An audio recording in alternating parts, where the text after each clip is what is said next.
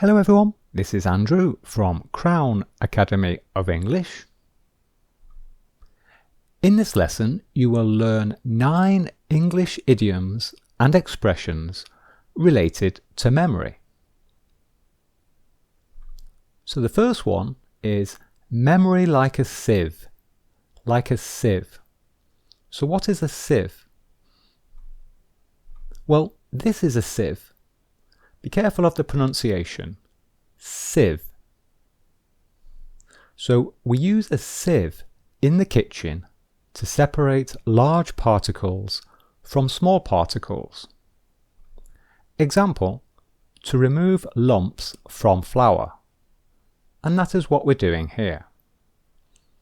So the expression memory like a sieve, it means, well, if you have a memory like a sieve, you often forget things because things just go straight through your memory. So the sieve represents your memory and things just go straight through it. They don't stay there. So let's look at an example. Jane asks, "Did you remember to feed the dog?" And Mark says, "No, sorry, I forgot." And Jane replies, "You have a memory like a sieve." So basically this means you have a bad memory. You are always forgetting things. Okay? Go in one ear and out the other. So this means something enters your head, enters your brain, goes through one ear, and immediately it goes out of the brain, out of the head, through the other ear. So I think you can guess what this means. It describes someone who does not listen. It describes someone who does not remember things that you tell them. Okay, so you're telling someone something and they're never listening to you. And since they don't listen to you, they never remember what you have told them. So here is a very good example. I explained to John how to use the printer, but it went in one ear and out the other. Okay, so basically he did not listen. He did not listen when I told him how to use the printer. Okay, so he did not remember it. And that is why he is having lots of problems with the printer. Okay, so go in one ear and out of the other. Notice here we say went, and that is because went is the past form of go. Because look here, we are talking in the past. Okay, so here we are saying in the past tense, it went in one ear and out of the other. Ring a bell. So this is a bell. If something rings a bell, it sounds familiar, but we do not remember the details. So it's something sounds familiar, but we are not 100% sure. So we are fairly certain, we are quite sure we remember something, but we are not 100% sure. Example, David asks, "Who is your boss?" John replies, "She's called Sarah Davidson." And David replies, "The name rings a bell, but I don't really remember her." Okay, so the name rings a bell. This means, oh, well, the name seems familiar to me. I recognize the name, but I don't really remember her. Okay, so I'm not 100% sure, but the name, this name is familiar. I think I have heard of this person before. Okay. And another example, Mark says, "I went to the Temple Bar last night. Do you know it?" And Jane replies, "Well, the name rings a bell. So the name of the pub, the Temple Bar, is familiar to Jane. She thinks she knows it, but she's not 100% sure. Okay?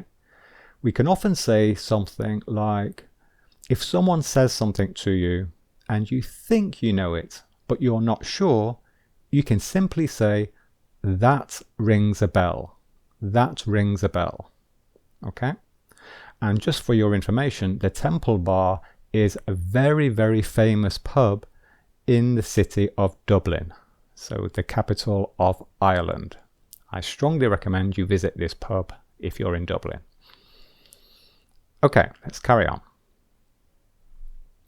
A trip down memory lane. So a trip means a journey, a short journey, and a lane is a narrow road, usually in the countryside. Okay, so a road in the countryside. So a trip down memory lane, this means that we are remembering happy times from the past.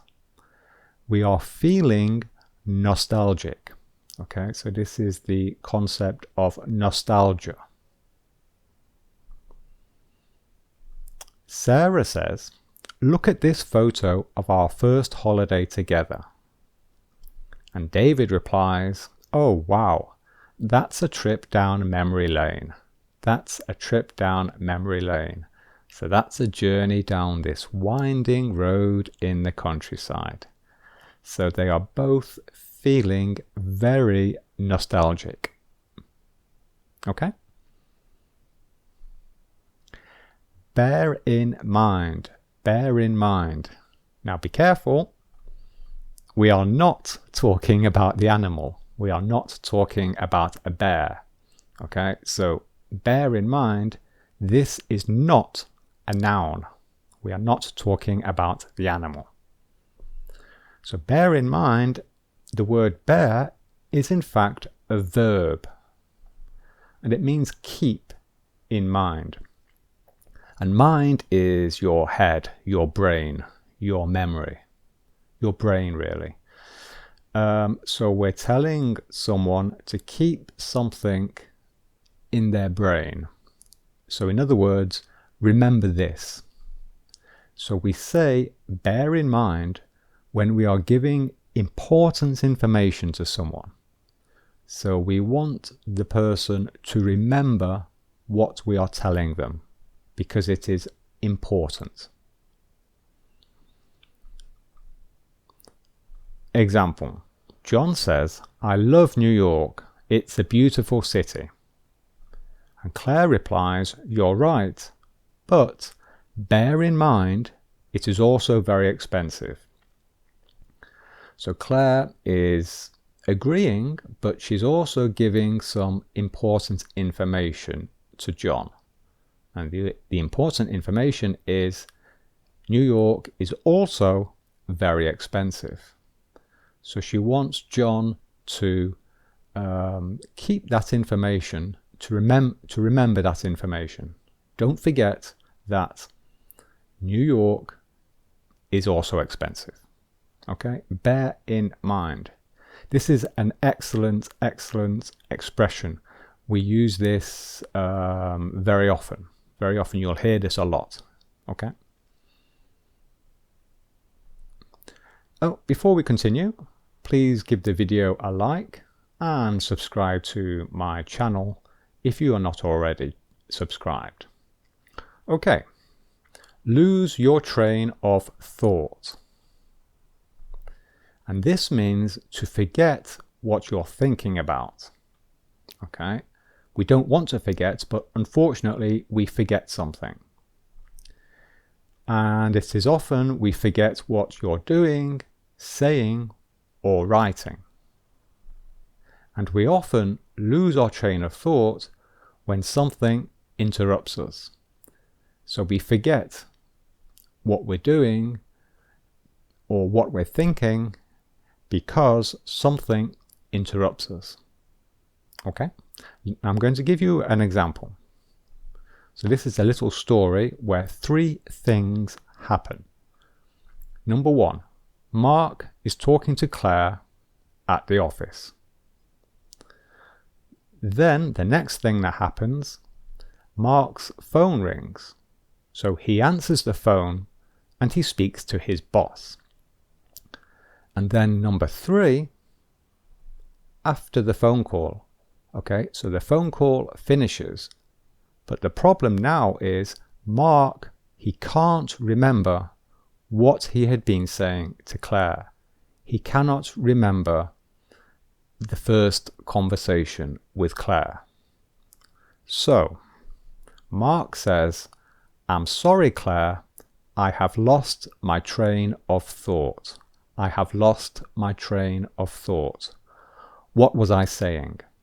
Okay, so Mark is saying that I have forgotten what I was thinking about. I have forgotten what I was doing and what we were talking about. Okay, very useful expression. I have lost my train of thought. And here we have the present perfect. I have lost. Okay? To jog someone's memory. To jog someone's memory. So this is a verb. And it means to help someone to remember something that they have forgotten. Okay, so somebody has forgotten something and you are trying to help them to remember it. So Mark asks, "What is the name of this singer?" And David replies, "I can't remember. Her name begins with an E, I think." So David thinks that the name of the singer begins with a letter E. And Mark is now trying to help David to remember. So he says, "Is it Emily? Elizabeth maybe?" So we can say that here, Mark is jogging David's memory. Mark is jogging David's memory. So Mark is helping David to remember. Okay? To commit something to memory. This means to learn something so that you will remember it exactly. And we often do this when we're studying. So the form is commit something to memory. Okay, so we have commit to memory, and in the middle we have a noun phrase, something. A very common example as a teacher. So the teacher has committed the names of his students to memory. Okay, so this means that the teacher has learned the names of his students. Okay, he has learned them exactly. Okay, he has learned them by heart, we can also say. Okay, so committed the names of his students to memory.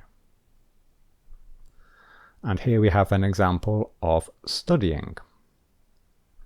So she is trying to commit the vocabulary to memory. Okay, she is trying to commit the vocabulary to memory. So she is trying to learn the vocabulary exactly so that she can remember it exactly. Okay? If my memory serves me right. And there is another version of this. We can also say, if my memory serves me correctly.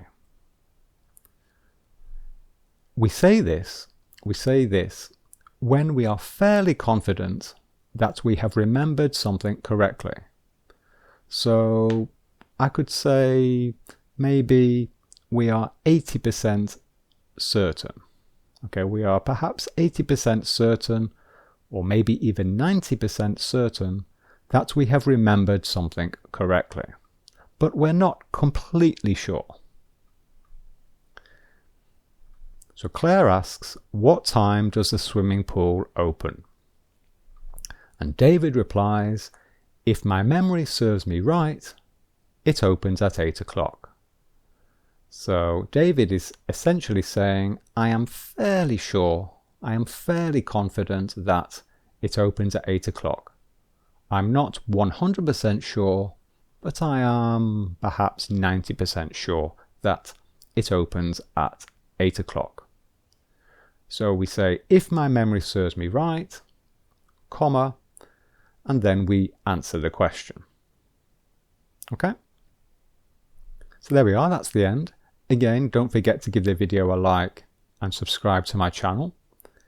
If you are preparing for the IELTS exam, click here for information about our course.